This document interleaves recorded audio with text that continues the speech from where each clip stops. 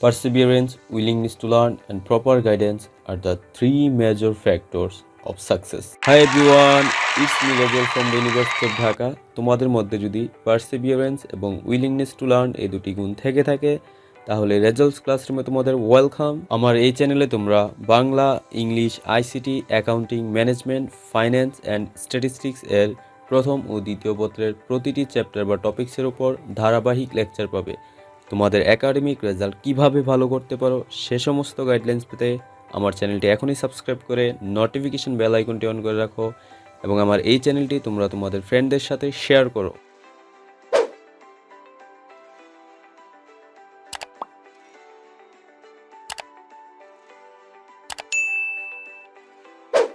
Hey everyone, what's going on? I hope you are keeping really cool and dandy. You are doing great. You are fit, fine and healthy.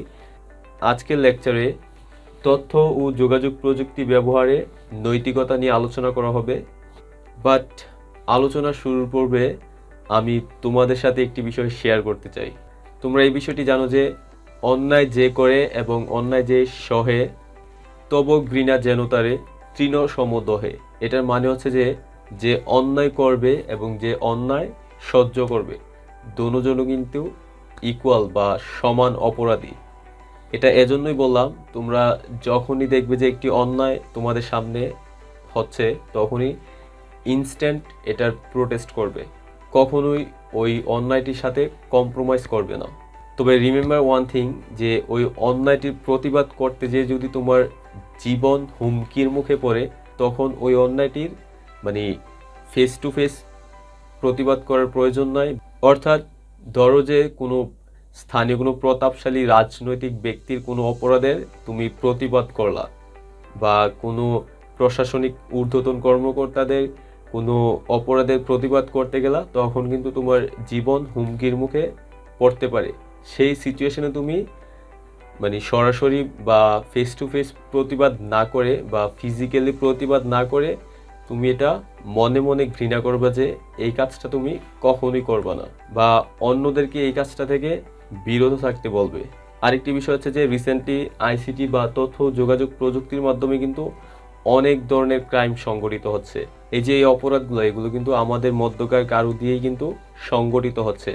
So আমি তোমাদের request করব যে তোমরা এই ধরনের অপরাধগুলো কখনোই করবে না। আর তোমাদের মধ্যে যারা গার্লস তাদের কাইন্ড অ্যাটেনশন প্লিজ।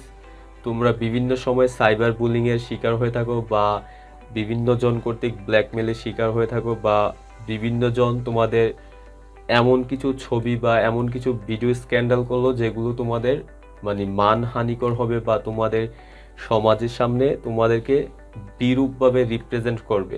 সো ওই সমস্ত বিষয়গুলো কিন্তু তোমাদের খুব ভালোভাবে হ্যান্ডেল করতে হবে। যখন এই ধরনের অকারেন্স তোমাদের সাথে ঘটবে তখন ইনস্ট্যান্ট এটা আইনের মাধ্যমে নিষ্পত্তি করবে।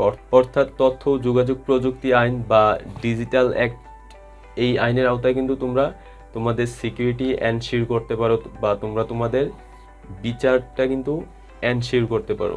এছাড়াও তোমরা বিভিন্ন সময় এমন ঘটনার সম্মুখীন হও যে বা অন্য একজন ব্যক্তি কর্তৃক এমন ব্ল্যাকমেলের শিকার হও যে তোমরা এই ব্ল্যাকমেলের ঘটনাটা অন্য কারোর সাথে শেয়ার করতে পারো না বা অন্য কারোর সাথে শেয়ার করতে গেলে এটা তোমার নিজের মধ্যে একটা বিব্রতবোধ কাজ করে বা আনইজি কাজ করে বা তোমার জন্য এটি একটি লজ্জার কারণ হতে পারে। সো এই যে অন্য কারোর সাথে শেয়ারও করতেছো না, এদিকে অন্য আরেকজন ব্যক্তি কর্তৃক তুমি ব্ল্যাকমেলের শিকার হচ্ছ, এই যে এটা প্রশ্রয় দিচ্ছ, এটা কিন্তু আবার পরবর্তী ধাপে একটা বড় ধরনের অকারেন্স ঘটাতে পারে। সো যে কোনো বিষয় কিন্তু তোমার ফার্স্টে মা বাবার সাথে শেয়ার করার চেষ্টা করবা, অথবা যদি মা বাবার সাথে শেয়ার করতে লজ্জাবোধ করো তাহলে তোমাদের বড় ভাই বোন থাকলে ওদের সাথে শেয়ার করো, অথবা তোমাদের বেস্ট ফ্রেন্ডদের সাথে শেয়ার করে একটি সলিউশন বাইর করার চেষ্টা করো। So moving on to this lesson, তথ্য ও যোগাযোগ প্রযুক্তি ব্যবহারের নৈতিকতা। ওকে, এট ফার্স্ট নৈতিকতা মানে হচ্ছে যে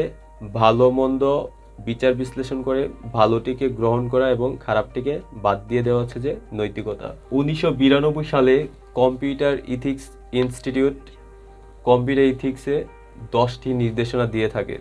এই নির্দেশনাগুলো হচ্ছে যে অনুমতি ব্যতীত অন্যের ফাইল বা গোপনীয় তথ্য ব্যবহার না করা, 2 কম্পিউটার ব্যবহার করে কারো ক্ষতি না করা। 3, চুরির উদ্দেশ্যে কম্পিউটার ব্যবহার না করা। 4, প্রযুক্তি ব্যবহার করে অন্যের কাজের উপর হস্তক্ষেপ না করা। 5 নাম্বার, মিথ্যা সাক্ষ্য প্রমাণ বহনের জন্য কম্পিউটার ব্যবহার না করা। 6 নাম্বার, লাইসেন্সবিহীন সফটওয়্যার ব্যবহার বা কপি না করা। 7 নাম্বার, অনুমতি ব্যতীত তথ্যের রিসোর্স ব্যবহার না করা।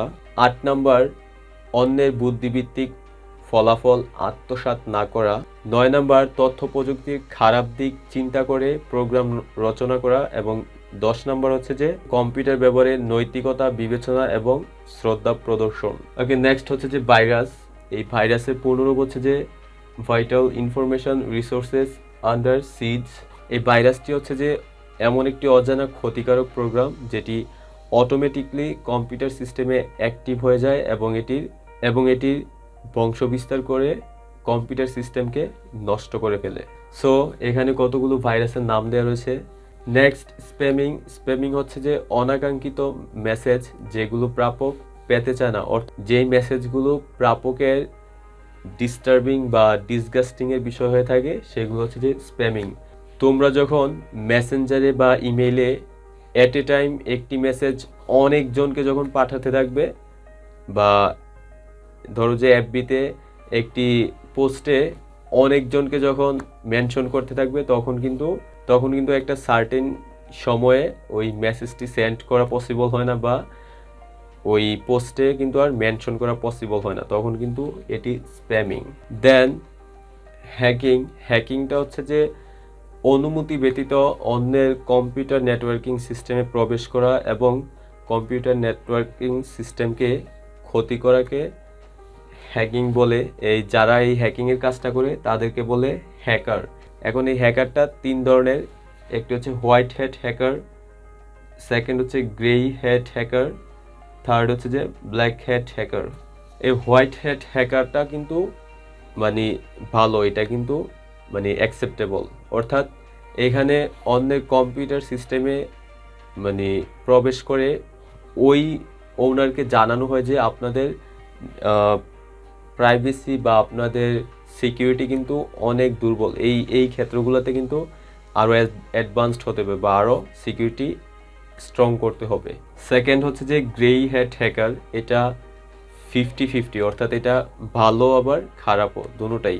অর্থাৎ এই ক্ষেত্রে হ্যাকার নেটওয়ার্কিং সিস্টেমে প্রবেশ করে এটিকে নষ্টও করতে পারে, অথবা ওই ওনারকে জানাতে পারে যে এই বিষয়গুলো আরও স্ট্রং করা প্রয়োজন।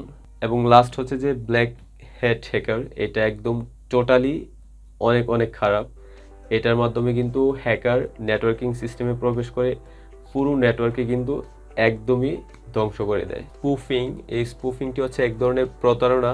এক্ষেত্রে হ্যাকার প্রেরকের ঠিকানাটা মডিফাই করে থাকে, এর ফলে যাকে এটি পাঠানো হয় সে বুঝতে পারে না, এবং এই সুযোগটাকে কিন্তু হ্যাকাররা কাজে লাগায়। ধরো যে হ্যাকার যখন কোনো একটি সিস্টেমকে হ্যাক করবে, তখন কিন্তু তার ওইখানে তার আইপি অ্যাড্রেসটি লেখা থাকে। সো সে কী করে, সে তার নিজের আইপি অ্যাড্রেসটি না দিয়ে অন্য কারোর একটি আইপি অ্যাড্রেস তখন ওই ঠিকানায় দিয়ে দেয়, তে করে কিন্তু সে আর ধরা পড়ে না। নেক্সট, স্নিফিংটা মানে হচ্ছে যে ডেটা যখন এক স্থান থেকে অন্য স্থানে ট্রান্সমিট হবে, তখন হ্যাকার কর্তৃক এখান থেকে তথ্য হ্যাক করাই হচ্ছে যে স্নিফিং। এই স্নিফিংটা থেকে সুরক্ষা পাওয়ার জন্য ডেটাকে এনক্রিপশন পদ্ধতিতে পাঠানো হয়, এবং এই এনক্রিপশন পদ্ধতিতে 6ষ্ঠ অধ্যায়ে ভালো আলোচনা করা হবে। বাট এখানে জেনে রাখো যে এনক্রিপশনটা মানে হচ্ছে, ধরো এই মিম হচ্ছে যে একটা ডেটা, এবং এটা আমি ট্রান্সফার করব। এখন দেখো এই মিমটাকে, এটা হচ্ছে আসল ডেটা, এটা যদি আমি ট্রান্সফার করি তাহলে এটা হ্যাক হওয়ার সম্ভাবনা রয়েছে। কিন্তু এই মিমটাকে যখন আমি মডিফাই করে দিলাম, এখন এম এর এখানে আমি এম রিপ্লেস করে এম এর পরবর্তী 3 নাম্বার লেটারটি যেটি যে পি সেটি লিখলাম, এবং আইকে রিপ্লেস করে আই এর পরবর্তী 3 নাম্বার লেটার এল, এবং এম এর পরবর্তী 3 নাম্বার লেটার পি। তাহলে এই যে এমকে আমি এদের প্রত্যেকটি লেটারকে পরবর্তী 3টি লেটার দ্বারা রিপ্লেস করে দিলাম।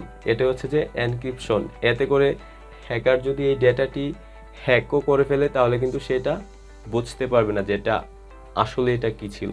বাট আমি কিন্তু আমার যেই প্রাপক যে ডেটাটি পাবে তাকে কিন্তু আমি আগেই কনফার্ম করব যে এইখানের এনক্রিপশন সিস্টেমটি হচ্ছে যে এই অর্থাৎ এই সিস্টেমে এই ডেটাটাকে তুমি যদি আবার ব্যাকে নিয়ে আসো বা এটাকে যদি তুমি আবার রিপ্লেস করো তাহলে তুমি এক্সাক্ট ডেটাটা পেয়ে যাবে। ওকে, নেক্সট হচ্ছে যে ফিশিং। এই ফিশিংটাও একটা প্রতারণা। এক্ষেত্রে গুরুত্বপূর্ণ তথ্য হাতিয়ে নেওয়ার জন্য একটি ভালো প্রতিষ্ঠানের নাম ব্যবহার করে ছদ্মবেশ ধারণ করা হয়। ফর এক্সাম্পল, আমি ঢাকা ইউনিভার্সিটিতে অধ্যয়নরত। এখন যদি একজন হ্যাকার ঢাকা ইউনিভার্সিটির ওয়েবসাইট বা ঢাকা ইউনিভার্সিটির কোনো এফবি পেজ দিয়ে আমাকে মেসেজ পাঠায় যে এখানে এই তথ্যগুলো আমার মানে ফিল আপ করে দিতে হবে, তখন কিন্তু আমি বুঝতে পারবো না যে আসলে এটা যে একজন হ্যাকার পাঠিয়েছে। আমি ধরেই নিব যে এটা ঢাবি কোনো অথরিটি পাঠিয়েছে। সো আমি কিন্তু সরল মনে এই তথ্যগুলো তখন কিন্তু দিয়ে দেব। বাট এটা কিন্তু আলটিমেটলি তখন ওই হ্যাকারের কাছে চলে যাচ্ছে। এই যে হ্যাকার কর্তৃক আমার প্রতিষ্ঠানের নাম ভাঙিয়ে বা আমার প্রতিষ্ঠানের নাম ধারণ করে আমার থেকে তথ্যগুলো হাতিয়ে নিল, এটাই হচ্ছে যে ফিশিং। নেক্সট হচ্ছে যে সাইবার ক্রাইম। সাইবার ক্রাইম হচ্ছে যে কম্পিউটার এবং ইন্টারনেট ব্যবহার করে সংগঠিত ক্রাইম বা অপরাধগুলো হচ্ছে যে cyber crime. Next software piracy. এই সফটওয়্যার পাইরেসি মানে হচ্ছে যে সফটওয়্যার যে আসল নির্মাতা তাদের অনুমতি ব্যতীত সফটওয়্যারটিকে ব্যবহার করা, সফটওয়্যারটিকে কপি করা এবং সফটওয়্যারটিকে নিজের নামে চালিয়ে দেওয়া হচ্ছে যে এই software piracy. And last, plagiarism. এই প্লেজারিজমটা কিন্তু অনেক ইম্পর্টেন্ট, কারণ এটা থেকে তোমাদের এক্সামে এমসিকিউ আসতে পারে। প্লেজারিজমটা হচ্ছে যে অন্যের লেখা বা অন্যের গবেষণালব্ধ তথ্য নিজের নামে চালিয়ে দেওয়াটাই হচ্ছে যে প্লেজারিজম। এটি একটি অপরাধ এবং এই প্লেজারিজমটা কিন্তু এখনকার দিনে অনেক বেশি পরিমাণে ঘটতেছে।